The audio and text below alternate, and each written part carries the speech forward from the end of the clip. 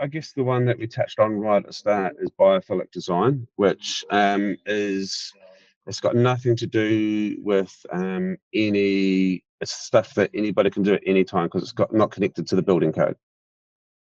But it's things that we could be doing. So understanding, so biophilic design is all about recognizing humanity's innate connection with nature.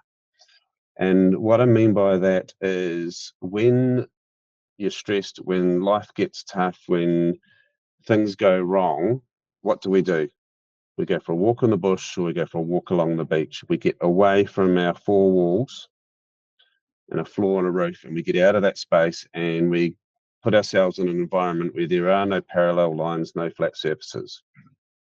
And you ask yourself, why do we do that? Because somehow intrinsically our body tells us that that's what's good for us.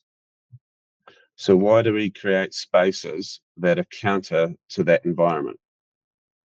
So I think in the residential thing, there's an opportunity to do things that support our well-being, like having lots of plants, using natural materials.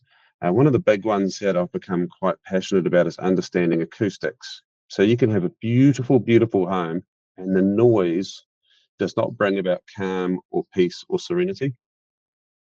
So when we did this office, this was a bit of a guinea pig, like I was suggesting to Bob. And so by putting that black product there and the green product there, an acoustic product, and the whole idea is that, you know, the modern office, we've got 4 different businesses work out of this little suite here, and we're all on video calls. And we wanted to create an environment, one, where we didn't have to use fake backdrops, and 2, we could hold those conversations without being disruptive to the others. So one was a visual challenge, hence all the plants and screening. And the second one was those plants and screening and the acoustic materials allowed us to reduce the reverberation, reduce the volume and reduce the noise, and you have a calmer space. And so that's something in the residential that I think should be considered in every design. It's not part of a building code element, so it doesn't even get tested by anyone. So a lot of what we're talking about with super homes is here's the building code down here, and what we want to do is deliver a product that's great for people here. But that's because it's measuring against the building code, all right? Building code touches on ventilation, which is a window, not good enough. So we're going to do better with a ducted HRV, right? But when you look at things like acoustics and the environment that you place yourself in, there's nothing in the building code. So therefore, there's nothing for us to better. So it does get overlooked a little bit.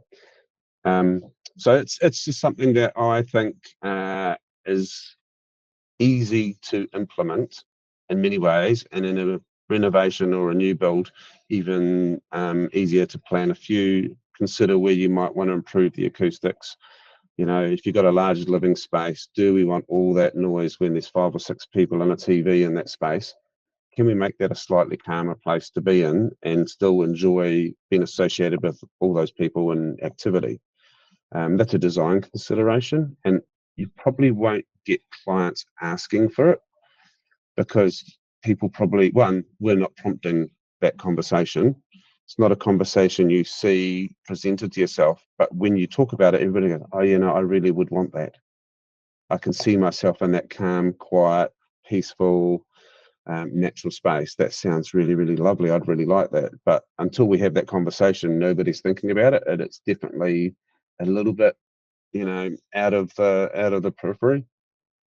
Yeah, or on the periphery. So yeah, so that's probably just a left field thought is, you know, where's that connection with nature in our building?